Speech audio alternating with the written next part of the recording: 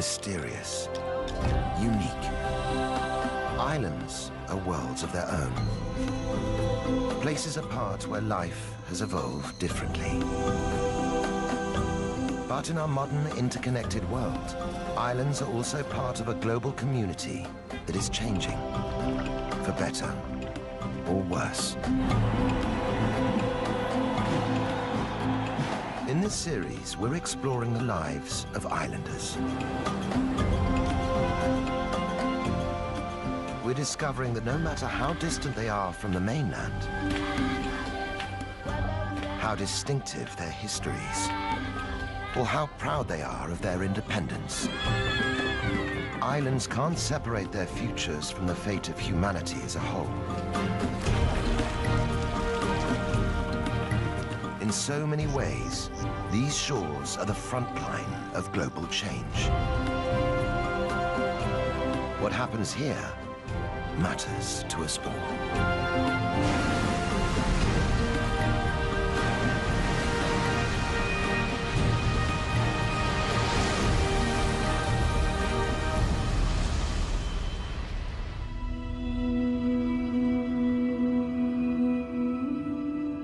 Just south of the equator, off the East African coast, is the archipelago of Zanzibar.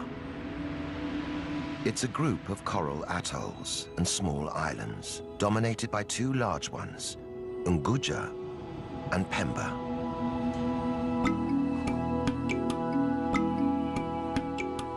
Today, Zanzibar is home to 1 million Swahili people. Islam is the dominant religion.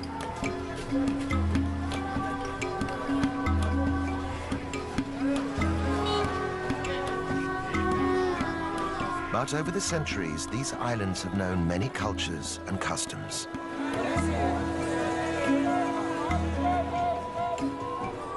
For 1,000 years, Zanzibar was a trading post. But the island's riches meant that many outsiders sought to control them.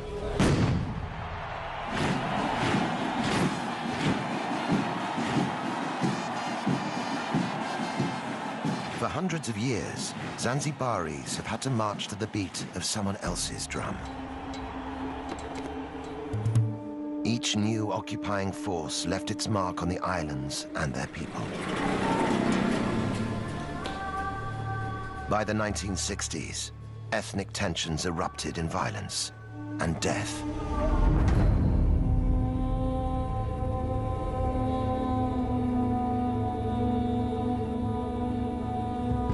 The aftermath, extreme poverty and ill health. For some, a rise in tourism seems to promise a way back to wealth. In reality, most of the tourist dollars stay within the gates of luxury, all-inclusive enclaves.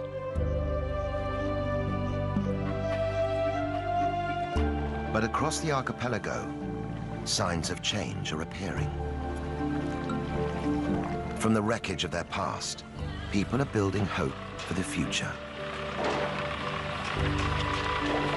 For women, it means living and working more freely without breaking the bonds of their society. For men, it means finding a balance between tradition and reform. These are islanders looking to emerge from the shadows of their past. For the first time in centuries, they're in charge of their own destiny. After all their troubled history, could this be Zanzibar's moment?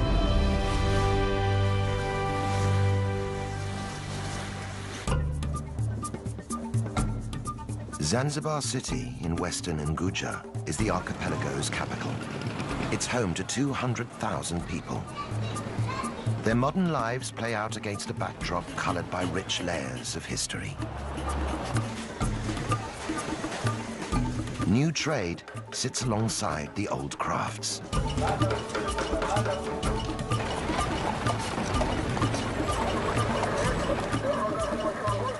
stone town is the city's historical core.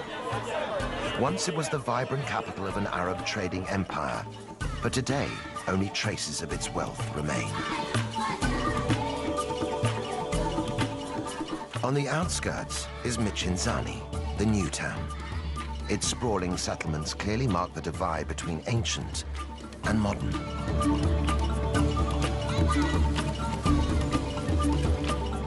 One resident who represents Zanzibar City's past and present is B. Kadude.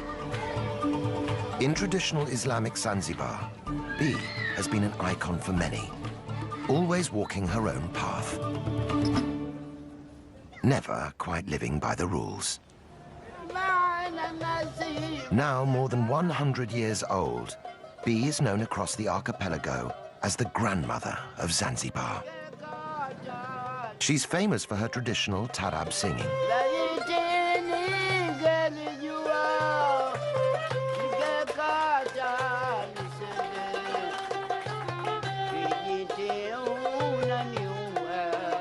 Despite her age, B still performs regularly.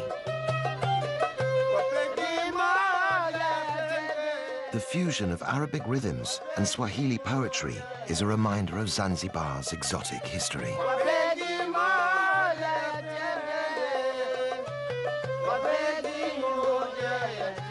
But today's bold performance is quite different from the way B started out. In those days, cultural sensitivities meant women could be heard, but not seen. In the past, or a long time ago, you would do this. You would cover your face. Now we don't do this. We want all the audience to see us and look at us.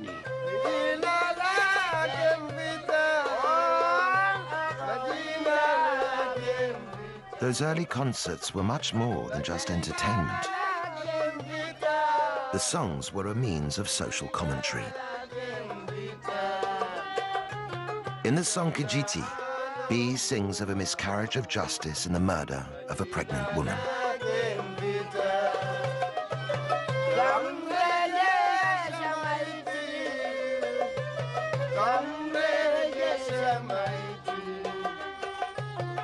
B was one of a group of women who used tarab songs to raise awareness of injustice and social issues.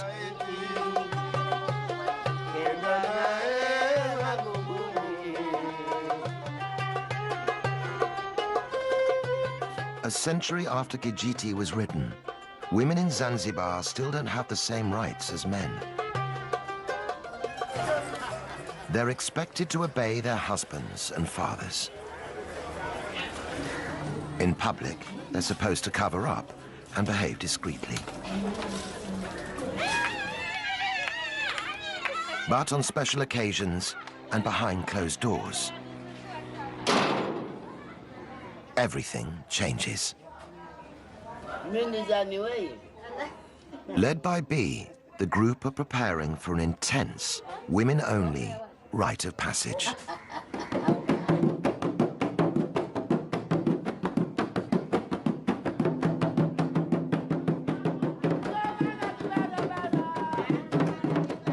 This normally secretive ritual, known as Inyago, is rarely seen by the outside world. For the young girl at its center, this initiation into womanhood is a vital preparation for married life.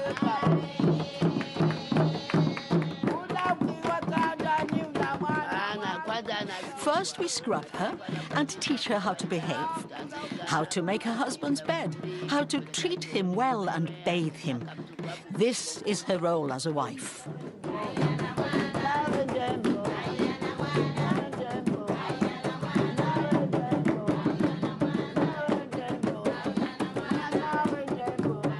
The women use the rhythm of B's drum to teach the bride how to pleasure her husband.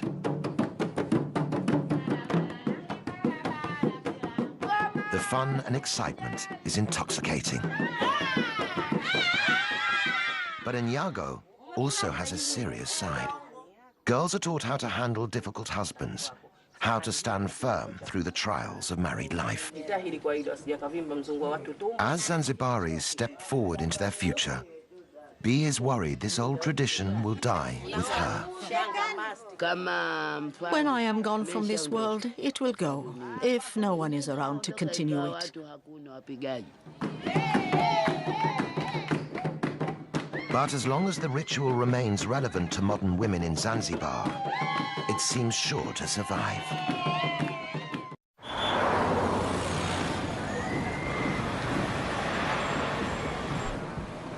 Today is January the 12th.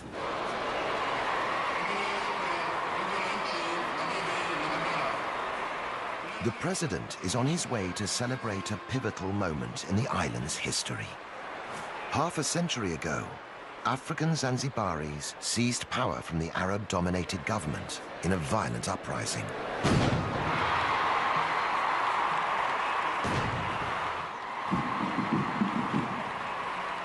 For thousands of spectators, this is a chance to see their armed forces in full display.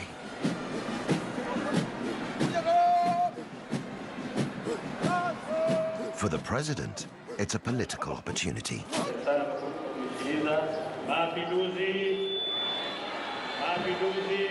But the route to these Revolution Day festivities began over 300 years ago.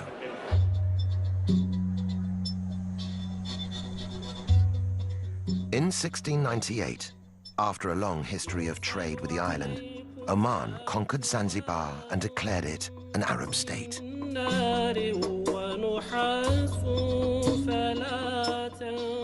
Under Omani rule, the archipelago grew into a powerful commercial hub.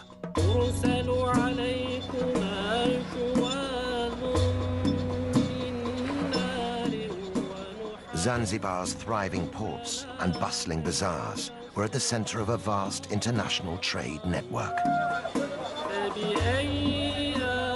The Arabs grew rich and powerful off the profits of one commodity in particular.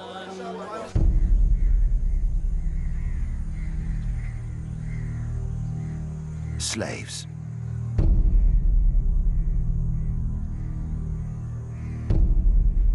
With Islam forbidding the enslavement of other Muslims, it was the Africans who were captured and sold as slave labor.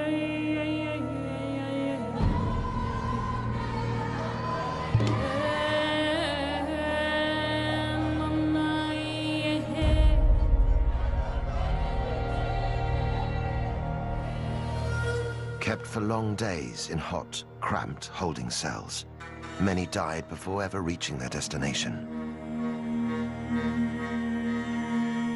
Around the world, the clamor for abolition grew, but the island slave trade continued to flourish throughout the 1800s.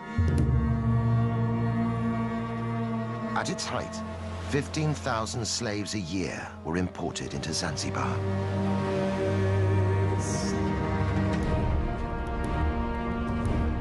The Arab elite used African slaves to fuel an explosion in clove farming. Zanzibar became known around the world as the Spice Islands. Even after the trade was legally abolished in 1873, slavery continued on the islands for another generation. By the start of the 20th century, the archipelago was firmly divided along ethnic lines. Arabs remained the ruling elite. They possessed most of the land and wealth. By comparison, the Africans had little. Finally, racial tensions boiled over.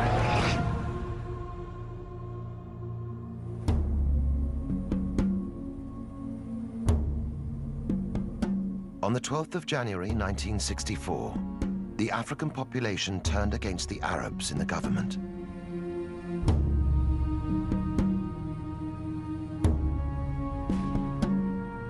The revolutionaries went on the rampage.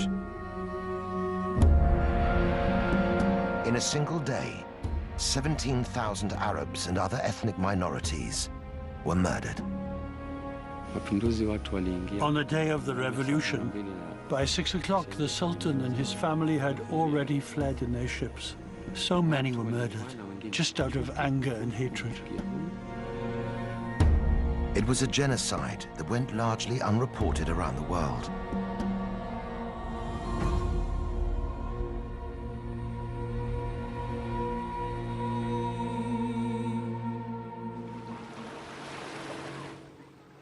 After the horror, many of the surviving Arabs fled the island.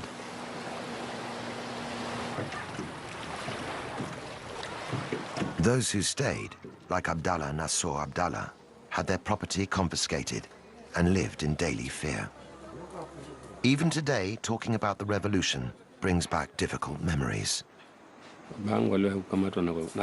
My father was detained, and he wasn't the only one. They used to come and detain people and beat them for no reason. People fled because of this.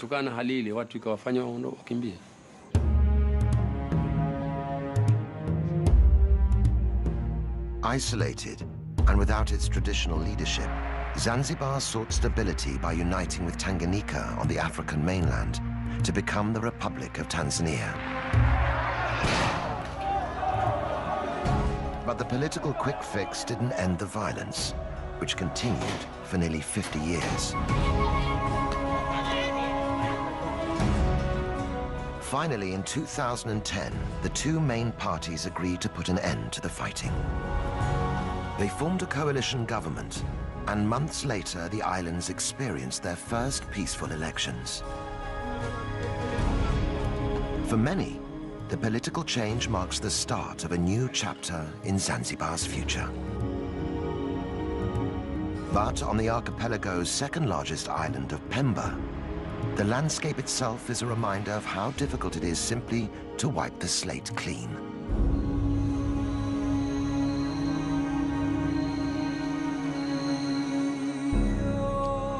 For clove farmer Abdallah, the 1964 uprising caused a sharp decline in the island's spice industry. Until then, most of Pemba Island was owned by Arabs, who used its fertile farmland to become the world's leading producer of cloves.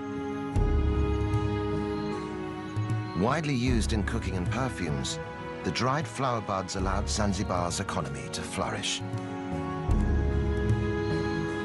After the revolution, Arab land was seized and redistributed to African islanders. But many of the new tenants neglected the farms. Thousands of Pemba's clove trees withered and died.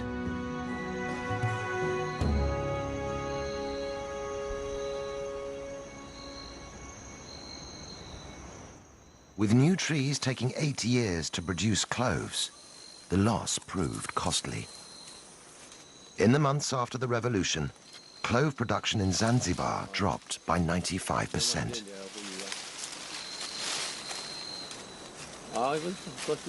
Today, Abdallah is struggling to make a decent living from his trees. These are the cloves. This is how we harvest them, and this is how we separate them. But even a good harvest doesn't guarantee good profits. We are forced to sell our cloves to the government. We don't have any other choice. We can't sell to outsiders.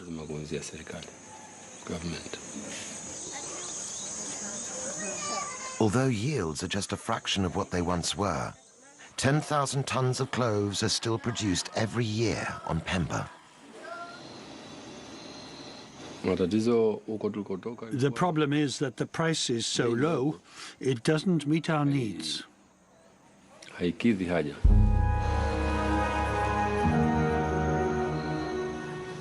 The Zanzibar State Trading Corporation pays the clove producers less than half the market rate. The low price makes it a real struggle for Abdallah to make ends meet for his family. For other, less scrupulous farmers, it means turning to the black market. I've never smuggled myself, so I don't know the price. But other people are smuggling cloves to Kenya across the ocean.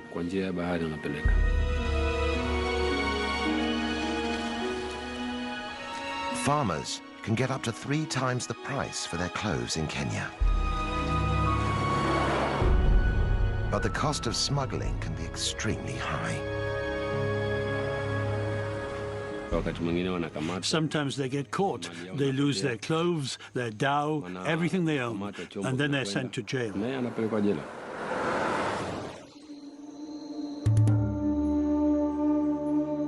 Once key to Zanzibar's wealth, now the clove industry is struggling to survive.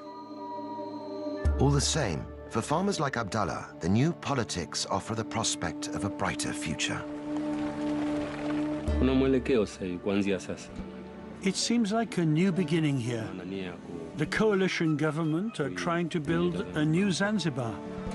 So not just for me, but for many people, things will get better, God willing.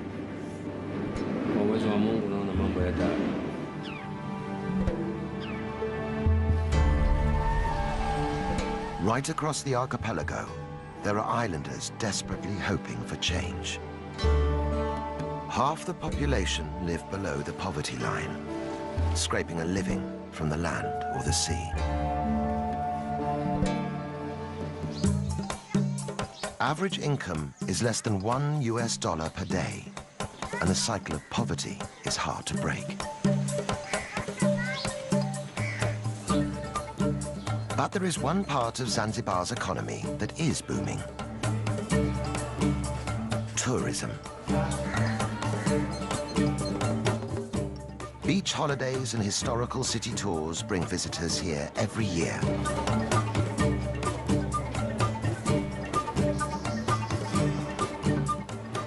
The rapid growth of tourism is bringing new jobs and opportunities.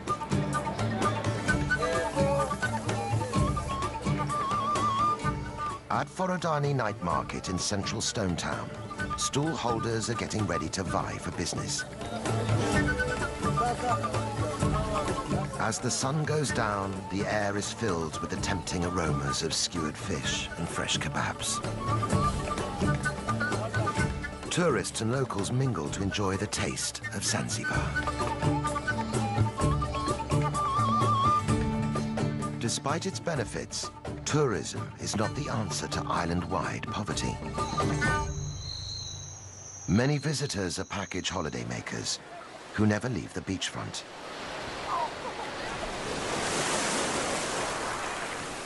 Very little of the money spent inside the big resorts ever reaches local Zanzibaris.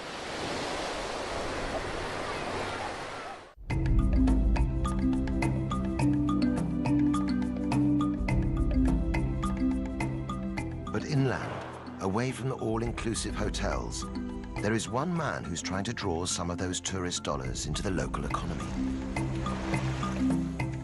Mustafa Makame is from Jendele village in southern Unguja. He runs tours that give visitors a rare insight into the real Zanzibar, showing how life in his village has developed in harmony with the local environment. Hidden in the dense undergrowth of the Ufufuma forest are a series of caves used for sacred rituals.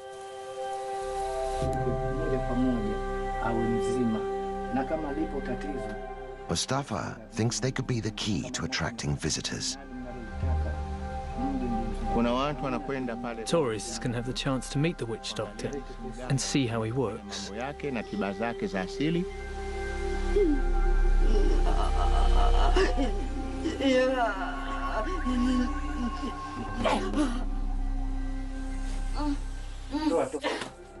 Generations of distressed Jendele villagers have come here seeking help. This cave is used for people to be healed by a witch doctor. They come here when they're sick to ask for help from their ancestral spirits. Left behind at many of the caves are small adornments and gifts, offerings to appease the demanding Shaitani.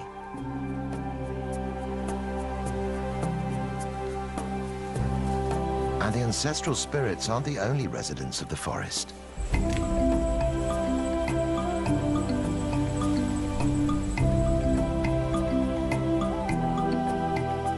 Visitors to Ufufuma can also see one of Africa's rarest inhabitants. Kirk's red colobus monkeys are an endangered species, only to be found here in Zanzibar. The monkeys share the treetops with African golden weaver birds. Home to exotic wildlife and unique human traditions, Ufafuma could be a huge draw for tourists who are looking for more than just sun and sand.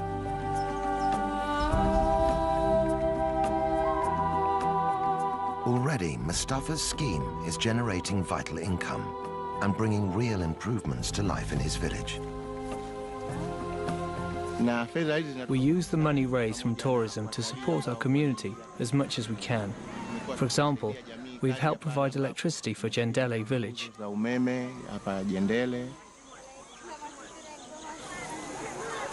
Money has also been used to supply the village school with books and pencils. These free provisions can make all the difference as local families weigh up the benefits of education for their children. But even though the income they bring is valuable, visitor numbers to the forest are still disappointingly small. The truth is that right now, we are only getting maybe 20 to 25 tourists in a whole year.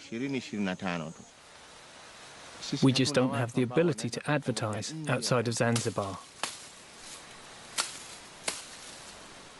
To really get his tours off the ground, Mustafa needs the support of the major players in Zanzibar's tourism industry.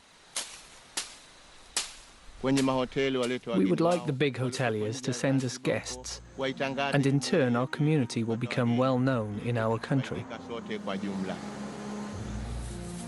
One day, we hope, we'll get many more tourists to come.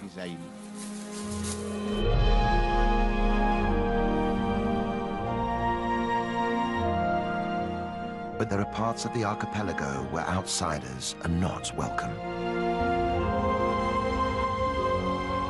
Just 2 kilometers off the coast of Unguja is an island which has turned its face away from the world.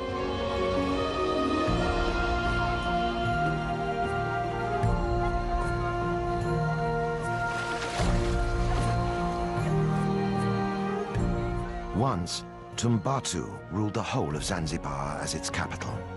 Now, islanders here choose to keep themselves apart. Known as the Watumbatu people, residents claim to be direct descendants of the Persian kings who arrived in Zanzibar in the 10th century. Today, they are proudly independent people, notorious for discouraging visitors.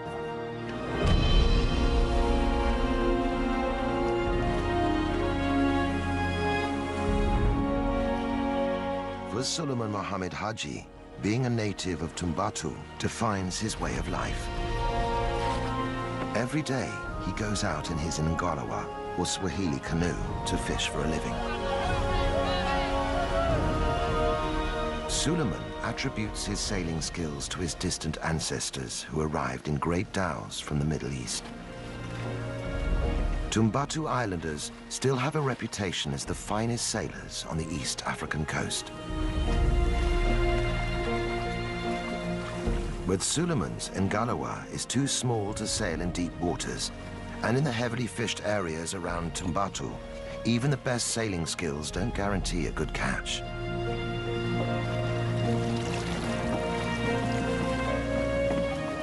Sometimes Suleiman goes home empty-handed. It's the sea that keeps my life going. If I don't catch anything, I have no other means. I don't have any other way to make a living. With a large family to support, Suleiman is under daily pressure to provide. I have 3 wives. These days, my first and eldest wife helps on the farmland. My second and third wives are doing the housework. They also look after the young children. And Suleiman's situation isn't unusual. Jongoe is one of the island's 2 villages and home to 4,000 people. Islanders live from hand to mouth. There's no paid employment. Life is tough, but villagers are united by a deep pride in their culture and history. At the heart of their island legacy is faith.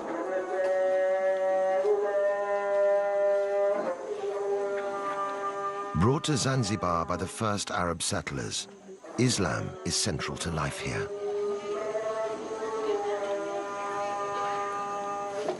Watumbatu people are devout Muslims. Following Islamic practice, they purify themselves before praying 5 times a day.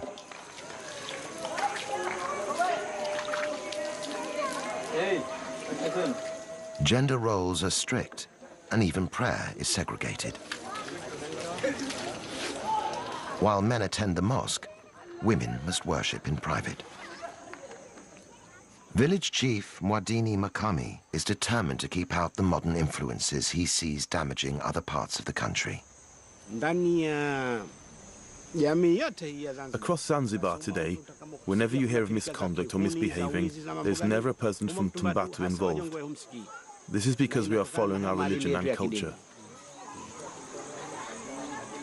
As chief, Mwadini believes it's his responsibility to protect Tumbatu's cultural integrity. For him, the key to doing that is to discourage tourism.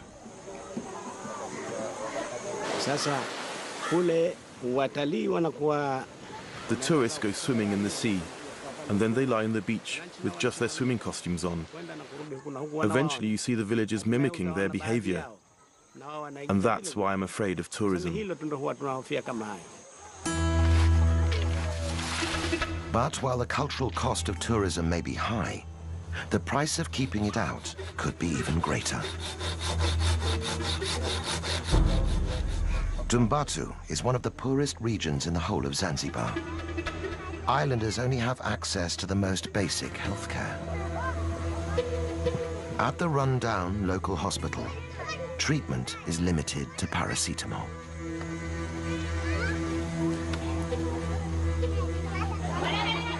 The isolation of Tumbatu is both its strength and its weakness. Soon, islanders will have to decide if the cost of maintaining it is simply too high.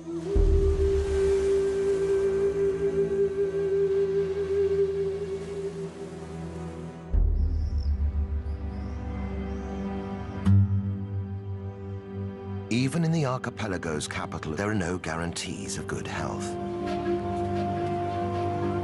Here, the barriers are physical as well as cultural. 1/3 of Zanzibaris have no direct access to clean running water. Some can collect supplies from community standpipes, but getting it home can be a challenge.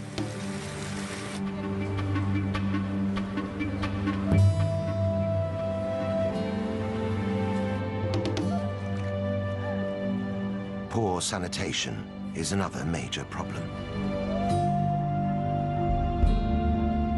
Waste removal is difficult, with less than 20% of Zanzibar connected to the sewage system. Without basic services, infectious diseases like cholera are a constant threat. The result? Life expectancy in Zanzibar is one of the lowest in the world. Just 48 years. Children are particularly vulnerable. 1 child in 6 will die before they reach their 7th birthday.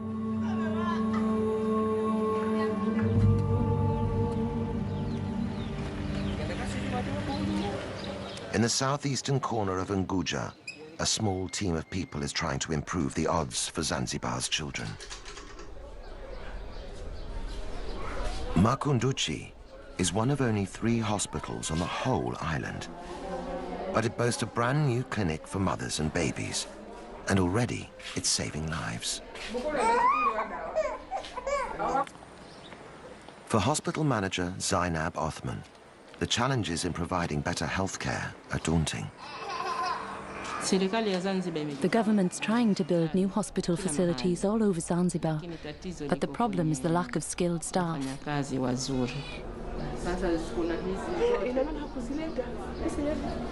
With extra funding from the British-based charity, the Makunduchi Project, hospital facilities here have been recently improved.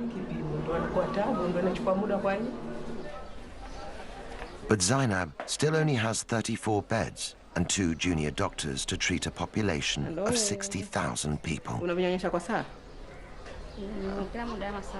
Even with such limited resources, the team are working miracles. After the birth, this woman had a postpartum hemorrhage, which meant she had to have a blood transfusion. It helped save her life. It would have been another story without it.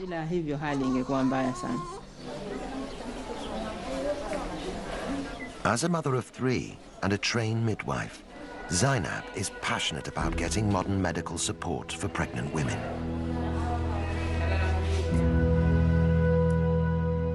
But convincing local women to use the hospital facilities isn't straightforward. For most pregnant mothers, the first point of contact is their village's traditional birth attendant.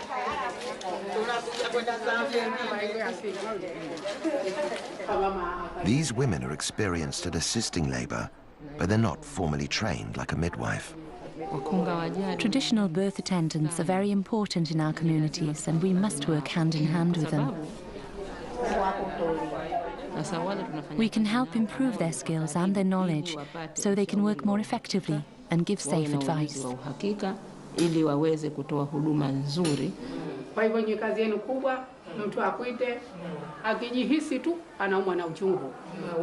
Getting these birth attendants on board is helping to persuade more mothers to have their babies in hospital.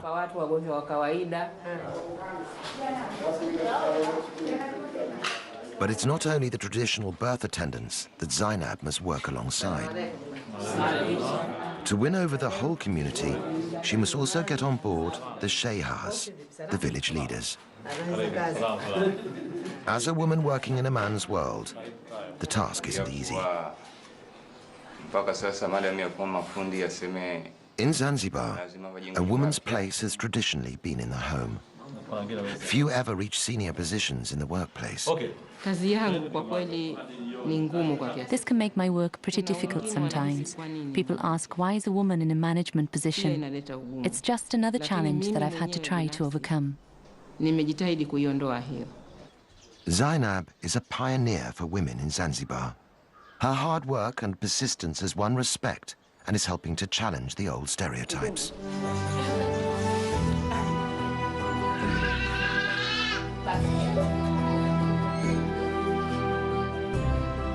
It is these small-scale changes in attitudes and public services that are marking the birth of a new era for Zanzibar. Up and down the country, there are other signs of change.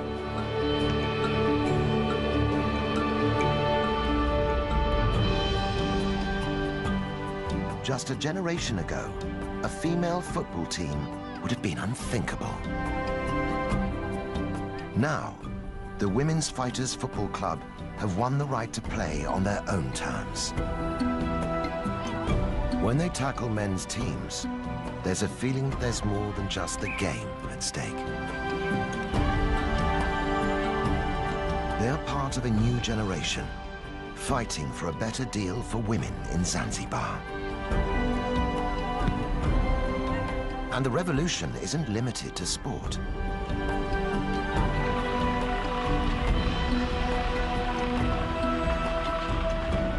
In the streets of Stone Town, female building crews have begun patching up the crumbling houses. In giving the old capital a facelift, they're also building a new image for themselves.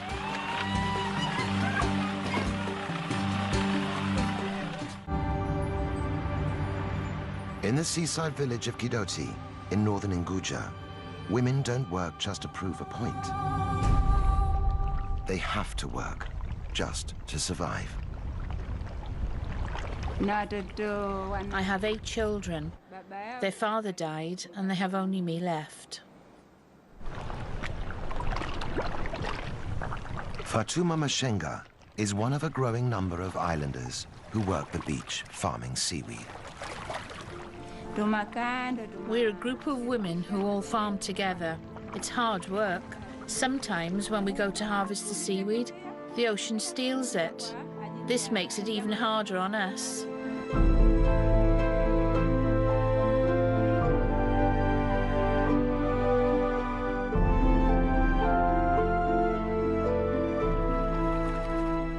Known locally as moani, the seaweed is valued for its gel.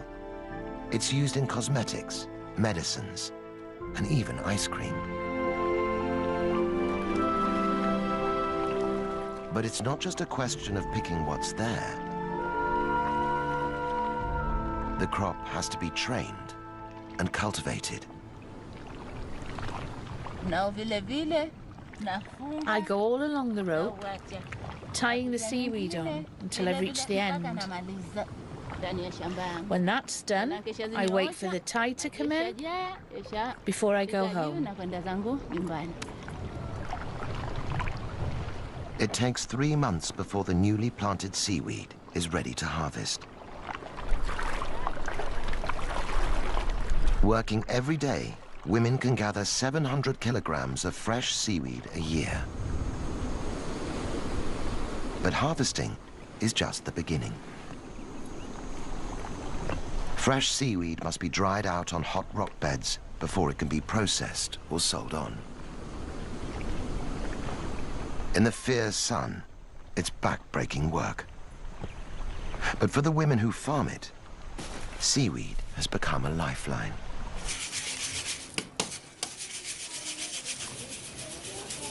As a widow, Fatuma's income is the only means she has to sustain her family.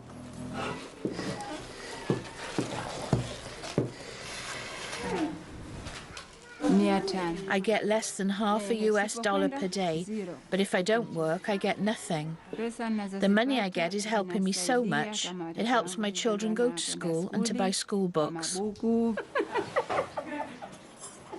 For Fatuma, education is the way to build her family a better future. It's a sign of the changing times in Zanzibar that Fatuma sends her sons to school, and her daughters too. I didn't get an education, but I really want my children to attend school. I send them there and make sure they go, so that they don't end up with the same problems I have.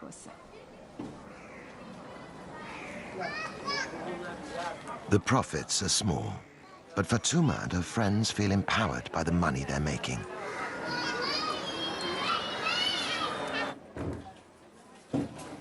They formed their own small cooperative, branching out into making oils and soaps, high-priced goods which can generate a real living wage.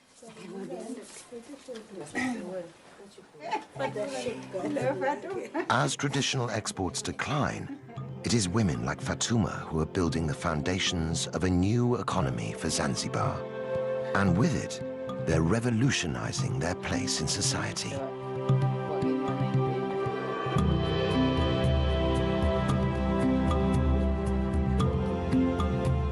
Across the archipelago, individual endeavors are combining to transform the life of the nation.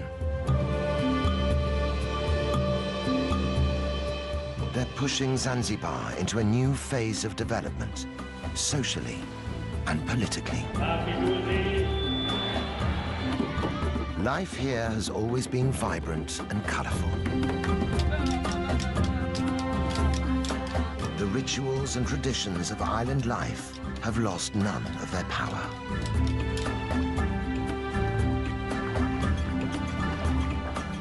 And now, there is a brighter future to imagine and reach for.